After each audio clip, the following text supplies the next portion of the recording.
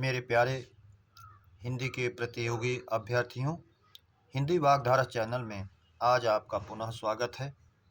इस उम्मीद के साथ कि आप अपनी तैयारी अपने पूरे प्रयास से कर रहे होंगे और उत्तरोत्तर उसमें आप अपने ज्ञान को बढ़ा रहे होंगे। तो जिन श्रृंखलाओं का अध्ययन आप कर रहे हैं, ये भी आपके लिए बहुत महती उपयोगी होंगी। तो उम्मीद करते हैं कि ये श्रृंखलाएँ आपके लिए बहुत ही प्रभावी होंगी यदि आप इनका शुरू से अंत तक अध्ययन कर रहे हैं। इसी उम्मीद और अपेक्षा के साथ आइए हम लोग आज इस श्रृंखला के पहले प्रश्न की शुरुआत करते हैं। पहला प्रश्न है हमारा, अहेर का तत्सम है अखेट, आखेट, अखेट, अखेटा। तो अहेर का तत्सम हम जानते हैं आखेट होता है। विकल्प भी हमारा सही हो जाएगा, आखेट। अगर अहेरी होता शिकारी तब इसका तत्सम होता आखेटक। प्रश्न नंबर 2, हिंदी में वर्णों की संख्या है ए 50, बी 51, सी 52, डी 53। ये प्रश्न इसलिए दिया गया है, परीक्षाओं में ही पूछ रहा है, तो कहीं आप 52 की जगह 53 ना करें, इसलिए आप 52 ही माने। 53वां जो इस समय चर्चा हो रही हो केवल विशिष्ट वर्ण के रूप में स्वीकार किया गया है। हमारी हिंदी में वर्णों की संख्या जो है वो 52 ही है, उसको आगत या विशिष्ट वर्ण के रूप में स्वीकार किया गया है। प्रश्न नंबर 3, मैथिल कोकिल के नाम से जाना जाता है ए विद्यापति, बी जगनिक, सी नरपतिनाल, डी दलपति विजय। तो मैथिल कोकिल के नाम से जाना जाता है विद्यापति को। ये बार बार परीक्षाओं में पूछता भी है। विकल्प ए सही है हमारा, विद्यापति। प्रश्न नंबर 4, आदिकाल का छंदों का अजायब घर कहा गया ए पृथ्वीराज रासो, बी खलिगबारी, सी खुमार रासो, डी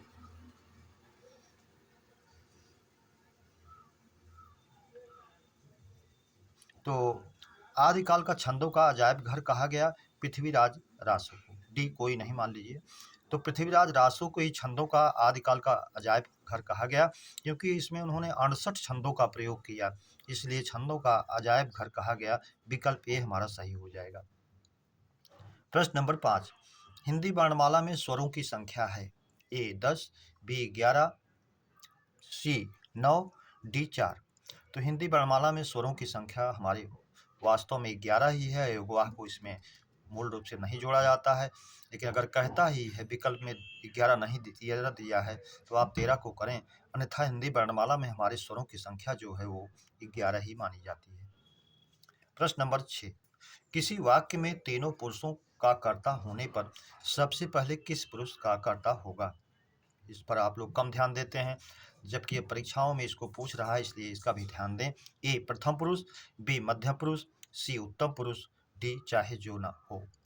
तो सबसे पहले जब तीनों पुरुष के कर्ता एक ही वाक्य में हैं, तो सबसे पहले हम मध्यम पुरुष का करते हैं, फिर प्रथम पुरुष का, फिर उसके बाद उत्तम पुरुष का। तो इस तरह से हमारा विकल्प भी सही हो जाएगा, सबसे पहले मध्यम पुरुष का प्रयोग करेंगे, विकल्प बी। प्रश्न नंबर 7, आपका प्रयोग किस पुरुष में करेंगे? ए प्रथम पुरुष, बी मध्यम पुरुष, सी उत्तम पुरुष, डी तीनों में। तो ऐसा नहीं है, आप उत्तम पुरुष में मैं और हम का प्रयोग करते हैं, मध्यम पुरुष में तू तुम आप का प्रयोग करते हैं, इसलिए विकल्प भी सही हो जाएगा। प्रथम पुरुष में यह वह ये वे। प्रश्न नंबर 8, किसी कर्ता की जो स्वाभाविक क्रियाएं होती हैं वो एक कैसी क्रिया है? ए अकर्मक क्रिया, बी सकर्मक क्रिया, सी एक कर्मक, डी द्विकर्मक। तो स्वाभाविक क्रियाएं जो हैं वो अकर्मक होती हैं, जैसे मछलियाँ तालाब में तैर रही हैं, पक्षियाँ आकाश में उड़ रही हैं, ये सब इनकी स्वाभाविक क्रियाएं होती हैं। तो ये अकर्मक क्रिया होती है, इसलिए विकल्प ही हमारा सही हो जाएगा। प्रश्न नंबर 9, अकर्मक क्रियाएं जब प्रेरणार्थक हो जाती हैं तो वे हो जाती हैं ए अकर्मक, बी सकर्मक, सी प्रेरणार्थक, डी कोई नहीं। तो अकर्मक क्रियाएं जब प्रेरणार्थक होगी तो वो सकर्मक हो जाएंगी, जैसे वह लजाता है, वह उसको लजवाता है। तो वह लजाता है तो ये तो अकर्मक है, लेकिन जैसे उसको उसने प्रेरणार्थक किया, वह उसको लजवाता है, वैसे ही वो क्रिया सकर्मक हो जाती है, इसलिए विकल्प भी हमारा सही हो जाएगा। प्रश्न नंबर 10, जिस समास का कोई पद ना पहला पद ना दूसरा प्रधान हो वह है ए बहुव्रीहि, बी तत्पुरुष, सी कर्मधारय, डी द्वंद्व। तो जिसका न पहला पद प्रधान हो, न दूसरा पद प्रधान हो, बल्कि तीसरा पद प्रधान हो, वो अन्य पद प्रधान होता है, इसलिए वो बहुव्रीहि में जाता है। विकल्प ए हमारा सही हो जाएगा। प्रश्न नंबर 11, कृशांग का स्त्रीलिंग है। कृशांगिनी, कृशांगी, कृशंग, कृशगा। तो कृशांग कृश, कमजोर अंग वाला, तो इसका स्त्रीलिंग होगा शुद्ध कृशांगी, कमजोर शरीर वाली। विकल्प भी हमारा सही हो जाएगा, कृशांगी। प्रश्न नंबर 12, खटाखट में समास है। ए अव्ययी भाव, बी तत्पुरुष, सी कर्मधारय, डी द्वंद्व।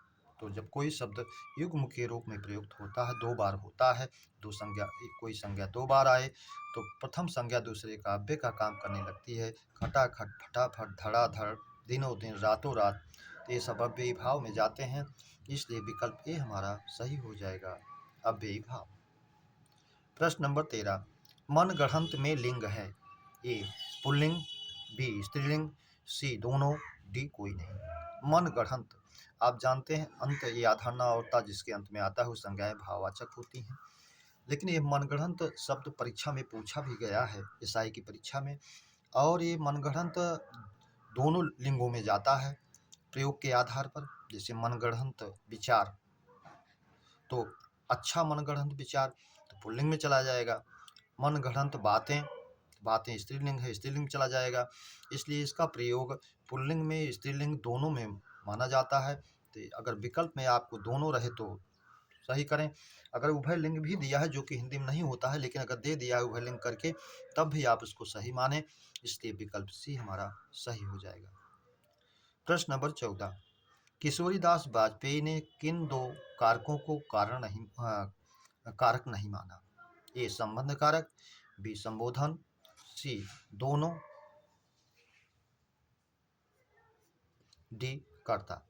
तो किशोरीदास वाजपेयी जी ने संबंध कारक और संबोधन कारक दोनों को कारकों की श्रेणी में नहीं रखा, इन्होंने इच्छा कारक ही माना, इसलिए ये दोनों नहीं माने। प्रश्न नंबर 15, हिंदी का पाणिनि किसे कहा गया।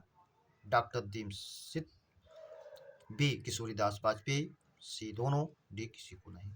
तो डॉक्टर दीक्षित रूसी व्याकरण थे, जो हिंदी में उन्होंने कुछ लिखा है, जिसे हिंदी में इनका मिलता है संयुक्त सर्वनाम रूप, जो कोई, सब कोई, कुछ एक, कुछ ना कुछ, इस तरह से इन्होंने संयुक्त सर्वनाम का भी एक दृष्टांत दिया है जो परीक्षाओं में पूछता है। लेकिन किशोरीदास वाजपेयी को हिंदी का पाणिनि कहा गया। जिस तरह से संस्कृत में महर्षि पाणिनि ने अष्टाध्यायी लिखा, उसी तरह से इन्होंने हिंदी के व्याकरण में भी प्रकाश डाला, इसलिए इन्हें हिंदी का पाणिनि कहा गया। विकल्प भी हमारा सही हो जाएगा, किशोरीदास वाजपेयी। प्रश्न नंबर 16, किशोरीदास वाजपेयी का हिंदी व्याकरण ग्रंथ है। ए शब्दानुशासन, बी कौमुदी, सी दोनों, डी कोई नहीं। तो किशोरीदास वाजपेयी का हिंदी का जो व्याकरण ग्रंथ है उसका नाम है शब्दानुशासन, इसलिए विकल्प ए हमारा सही हो जाएगा। प्रश्न नंबर 15, हिंदी भाषा के शब्द अपने मूल रूप में किस भाषा में थे। तो हिंदी अपने मूल रूप में संस्कृत में थी और तत्सम में थी। विकल्प दिया गया संस्कृत, पाली, प्राकृत, अपभ्रंश। तो ये हिंदी में संस्कृत से, पाली, प्राकृत, अपभ्रंश से होते हुए हिंदी में आए हुए तत्सम शब्द हिंदी कहलाए, लेकिन जब अपने मूल रूप में थे, जिस भाषा में थे वो संस्कृत में थे, तत्सम में थे, इसलिए विकल्प ये हमारा सही हो जाएगा, संस्कृत।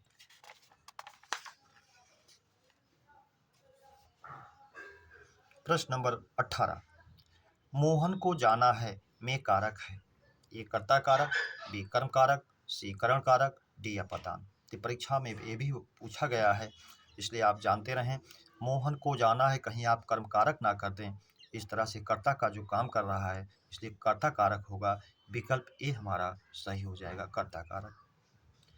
प्रश्न नंबर 19, हिंदी के शब्दों का लिंग निर्धारण किसके आधार पर होता है।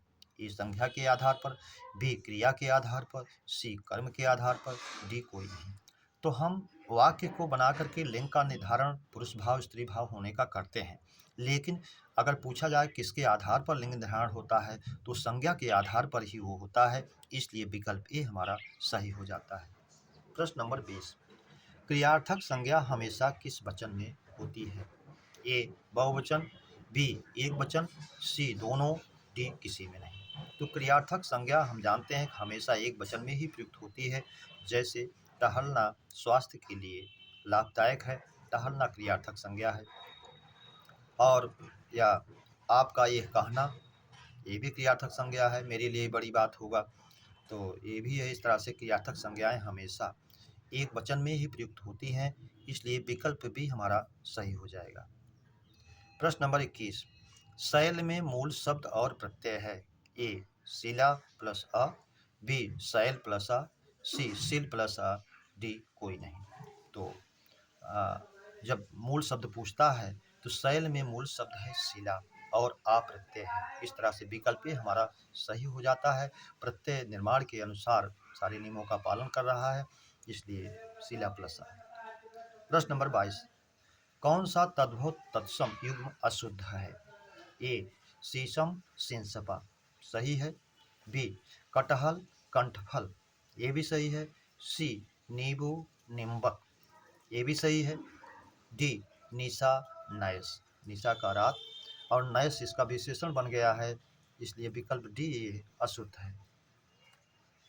प्रश्न नंबर 23, सधुकड़ी तथा पंचमेली खिचड़ी भाषा का प्रयोग करने वाले हैं। ए कबीरदास, बी सूरदास, सी तुलसीदास, डी बिहारी। तो सधुकड़ी एवं पंचमेली खिचड़ी का प्रयोग करने वाले हमारे प्रसिद्ध कवि, जिनको सारी ख्याति इन्हीं की तरफ जाती है, वो कबीरदास जी हैं। और जिन्हें भाषा वाणी का डिक्टेटर भी कहा गया, तो विकल्प ए सही हो जाएगा हमारा कबीरदास। प्रश्न नंबर 24, मनुष्य मन कामदेव दूत मन से उत्पन्न किस अनेकार्थक शब्द के रूप हैं। ए अर्क, बी अर्थ, सी मानस, डी मुद्रा। तो मुद्रा नहीं है, छापा चिन्ह अंगूठी मुहर ये सब मुद्रा के होते हैं। अर्थ धन मतलब कारण लिए अभिप्राय, इसका अनेकार्थी होता है। अर्क सूर्य मदार का पौधा इंद्र स्फटिक काढ़ा ये सब अर्क के होते हैं। मानस का होता है मनुष्य मन कामदेव दूत मन से उत्पन्न, इसलिए विकल्प सी हमारा सही हो जाएगा मानस। प्रश्न नंबर 25, अशुद्ध विलोम युग्म है। ये मसृण रुच्छ, मसृण का अर्थ होता है कोमल, रुच्छ खुरदरा, तो मसृण का रुच्छ सही है। आजीवन आमरण जीवन प्रेम मृत प्रेम ये भी सही है। सी अनेर पालतू, अनेर जिसका कोई संरक्षक ना हो, देखभाल ना करने वाला हो, वो अनेर है। पालतू जो पाला गया है, ये भी सही है। डी सक्रिय जो क्रियाशील है, क्रियावान है, क्रियाशील, ये इसका पर्याय हो गया है, इसलिए विकल्प डी अशुद्ध हो गया। प्रश्न नंबर 26, दोहा और रोला छंद के योग से कौन सा छंद निर्मित होता है। ए कुंडलियां, बी छप्पय, सी उल्लाला, डी कोई नहीं। दोहा और रोला के छंद से कुंडलियां बनती है, इसलिए विकल्प ए सही हो जाएगा। और रोला और उल्लाला के योग से छप्पय बनता है, अगर ये होता तो छप्पय हो जाता। प्रश्न नंबर 27, गाय किरण इंद्री स्वर्ग किसका अनेकार्थी है। ए गो, बी हंस नहीं है, हंस नहीं है, सूर्य आत्मा, शिव विष्णु एक पक्षी इसका होता है। सी पुष्कर भी नहीं है, कमल तालाब आकाश ये नहीं है। बी इला पृथ्वी सरस्वती पार्वती होता है, इसलिए ये भी नहीं है। तो गाय किरण इंद्री स्वर्ग जो होता है वो गो का होता है, इसलिए विकल्प ए सही है। प्रश्न नंबर 28, रोहिणी खाना पकाती होगी में काल है। ये सामान्य भूत, बी सामान्य वर्तमान, सी सामान्य भविष्य, डी अपूर्ण भूत। अपूर्ण भूत नहीं है, अगर ये होता खाना पका रही थी तो अपूर्ण भूत हो जाता। सामान्य भविष्य नहीं है, इसलिए वह खाना पकाएगी, ये भी नहीं है। सामान्य वर्तमान, वह खाना पकाती होगी, और जो है सामान्य वर्तमान नहीं है, इसलिए कि सामान्य वर्तमान होता तो वह खाना पकाती ही होता। वो कह रहा है खाना पकाती होगी, तो सामान्य भविष्य, तो ये सामान्य भविष्य भी नहीं है, बताया गया आपको। सामान्य भूत पकाती होगी, सामान्य यहाँ कहना चाहिए था इसको सामान्य संभाव्य वर्तमान कहना चाहिए था, इसका दिया ही नहीं है। संदिग्ध। ता आपको बताया गया है, ता होगा, ती होगी, ते होंगे, अगर आता है अंत में और कार्य के होने में संदेह हो तब वो होता है संदिग्ध वर्तमान। और संदिग्ध वर्तमान भूलवश इसमें कोई विकल्प दिया नहीं गया, इसलिए इसके विकल्प ही गलत हैं, इसमें सुधार किया जाए। संदिग्ध वर्तमान।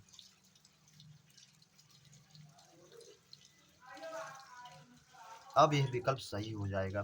अगर ये होता पकाई होगी तो संदिग्ध भूत होता, वह पकाती होगी तो संदिग्ध वर्तमान होगा, इसलिए विकल्प ए हमारा सही हो जाएगा।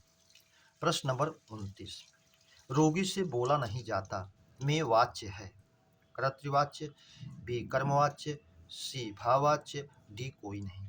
यहाँ बोलने में असक्तता दर्शाई गई है और आप जानते हैं असक्तता जहाँ दिखाई जाए, उठा नहीं जाता, बोला नहीं जाता, चला नहीं जाता, तो भाववाच्य होता है, इसलिए विकल्प सी हमारा सही हो जाएगा, भाववाच्य। प्रश्न नंबर 30, कृति, कृति और कृति समश्रुति शब्द का भिन्नार्थक है। ए रचना, निपुण या पुण्यात्मा, मृगचर्म। कृत, किया, रचना, सी दोनों, डी कोई नहीं। तो हम जानते हैं कृति माने रचना होती है, कीर्ति माने निपुण या पुण्यात्मा होता है, ये भी सही है। कृति मृगचर्म होता है, इसलिए विकल्प ए ही हमारा सही हो जाएगा। प्रश्न नंबर 31, निम्न में शुद्ध वाक्य का प्रयोग करें। मैं अनेकों बार विदेश गया। अनेक स्वयं में बहुवचन है, अनेकों अशुद्ध है, अगर होता मैं अनेक बार विदेश गया तो शुद्ध होता। बी इस हीरे का मूल्य मापा नहीं जा सकता, तो मूल्य मापा नहीं बल्कि आंका जाता है, अगर होता इस हीरे का मूल्य आंका नहीं जा सकता तो वाक्य शुद्ध होता। सी बिना टिकट यात्रा दंडनीय अपराध है। दंडनीय शब्द का प्रयोग करके अपराध का प्रयोग किया गया है, प्रायोक्ति बनाया है, इसलिए अशुद्ध है। अगर होता बिना टिकट यात्रा दंडनीय है तो ये शुद्ध होता। प्रश्न नंबर विकल्प नंबर डी प्राणी मात्र का कल्याण करो, वाक्य पूरी तरह शुद्ध है, इसलिए विकल्प डी सही हो जाएगा। प्रश्न नंबर 32, तुम रात को कहानी सुनाई, अशुद्ध अंश है इसमें।